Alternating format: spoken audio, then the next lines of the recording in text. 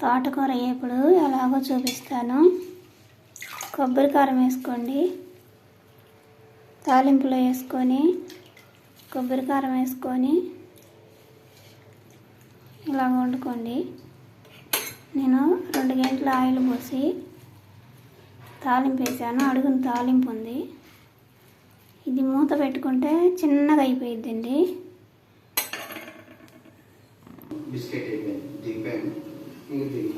చూసారా ఎలాగా మెత్తగా అయిపోయిందో. దీన్ని కలబెట్టుకోవాలి.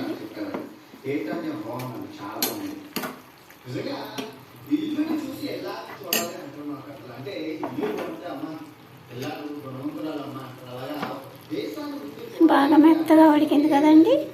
ఇలాగా మీరు కూడా చేసుకోండి.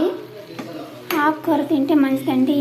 అసలు ఎంత టేస్ట్గా ఉంటుందంటే కొబ్బరి కారం వేసుకోండి, బాగా టేస్ట్గా ఉంటుంది. కొబ్బరి కారం లేకపోతే సాల్ట్లో కొంచెం వేసి కారం కలుపుకొని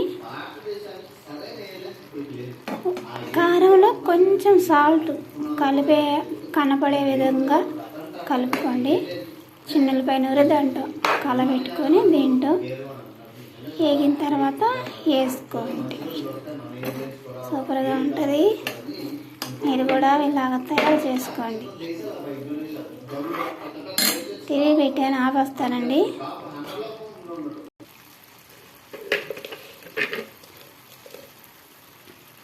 కొంచెం సాల్ట్ వేసుకుందామండి. వేసుకున్న తర్వాత ఇంకొంచెం వేపుకొని చిన్నలపై కారం వేసుకోవాలన్నమాట.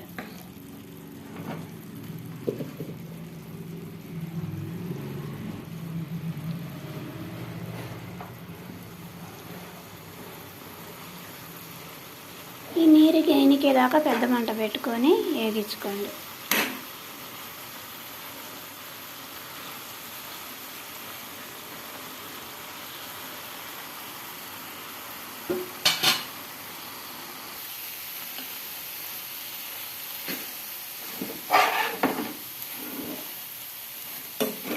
కారం 2 స్పూన్లు వేసానండి. ఇది కలబెట్టుకోవాలన్నమాట.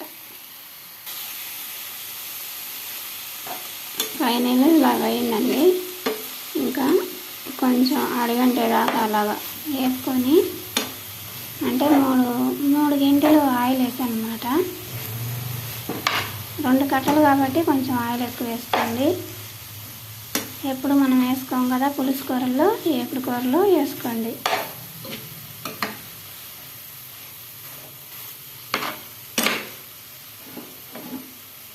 ఇలాగా ఇంకా వేపుకుంటే ఇంకా రెడీ అయినట్టేనండి. కొంచెం అడుగంటుతుంది.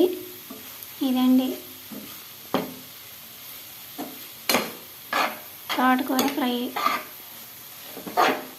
ఇగురులాగా ఉంటుంది, సూపర్గా ఉంటుందండి. మీరు ఇలాగ చేసుకోండి.